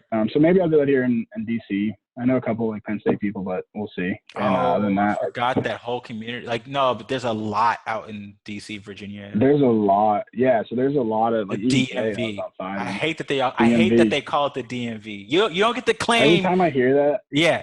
Yeah. Every time I hear DMV, I like instantly, like a normal human, I think of like the DMV. The worst place in America. Yeah. The worst place ever. Like, please stop calling it that. Like, you don't get to claim 3 cities as your area. That's like, that's crazy. That's not how it works. All right, we're gonna finish this off on 2 hypothetical cheesy questions. Number 1, what superpower would you have if you could have any superpower? Is this like long-term superpower? Like I gotta ask a question with a question. Like, is this a long-term superpower? Or is this like 24-hour kind of thing?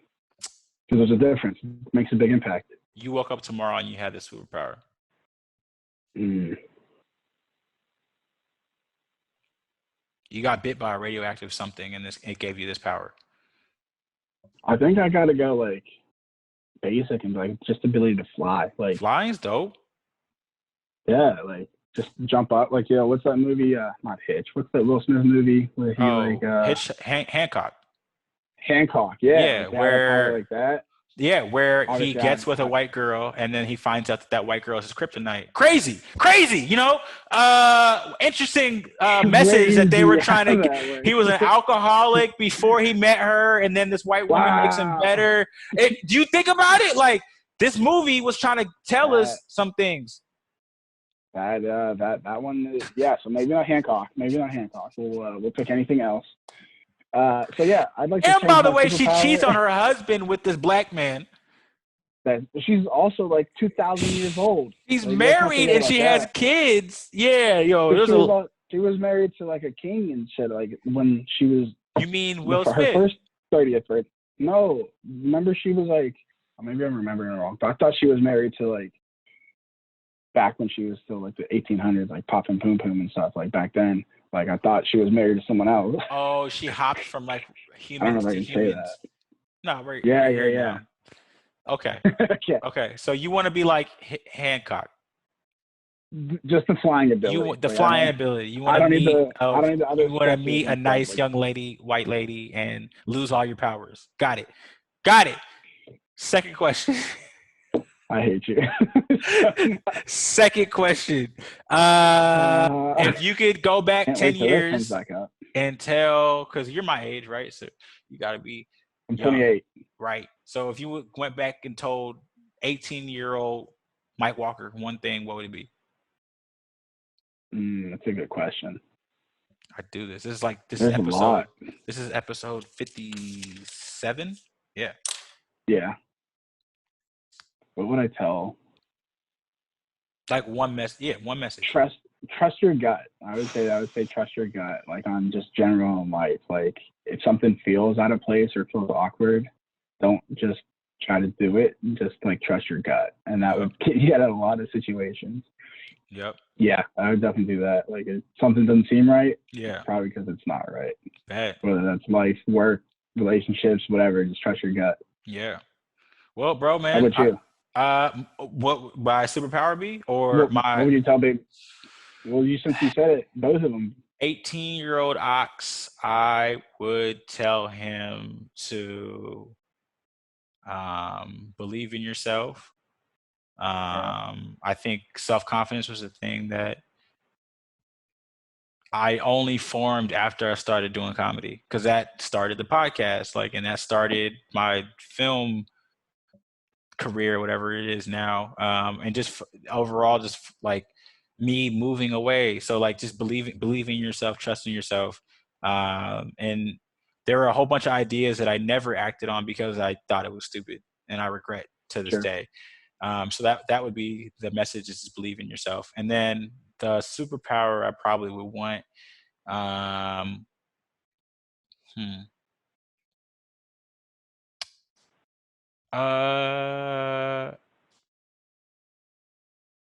would say to be like really fast, like the Flash.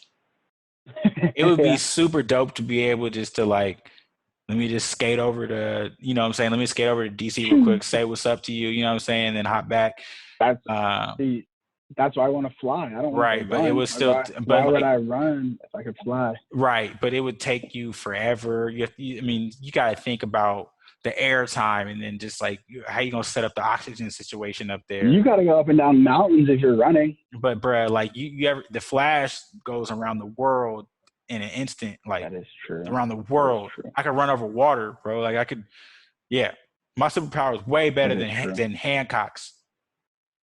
Yeah, I regret saying that. Hey, Mike, I appreciate you, bro. Hey, man, appreciate it. Yeah, man, like you just mentioned, like your comedy, like your self-confidence, like that's critical. Like I've definitely talked about you and like what you do in comedy and everything. Yeah. And your ability to get up in front of a room of people and like not just do presentations, if you will, but be able to make them laugh like over and over again. Like I couldn't do that. So it is pretty phenomenal. I admit, it's way better than working at NASA. I agree, for sure. We'll see if I ever get there at this point. I know, it's crazy, bro. We'll be good. The end of May, we'll be good. I'm gonna miss my birthday, unfortunately, but the end of May, and we'll be back to some normalcy. You can bank on it. For sure, man. Hey, I appreciate it. This was fun. I enjoyed it. I've never talked about myself before like this. I enjoy it. Hey, well, I'll see you in 2K in about 20 minutes. Damn, all right. My niggas round, throwing money, them bitches hit the ground, then bring it back up, she bring it back up, put them in that black truck, so many hoes they lapped up. My niggas leaning, Diddy bopping, let's get it poppin'. I said let's get it poppin'. Just look at how she drop it. Lil' mama certified pro, she need her own show. Sliding down that pole and grind slow. Hell no, I ain't counting my dough. I came to blow it all and get some brains, trying to find Miss Know-It-All. And I got my cup filled, you see how them bucks peel. Young pimp, see I grab me up a chicken just chill.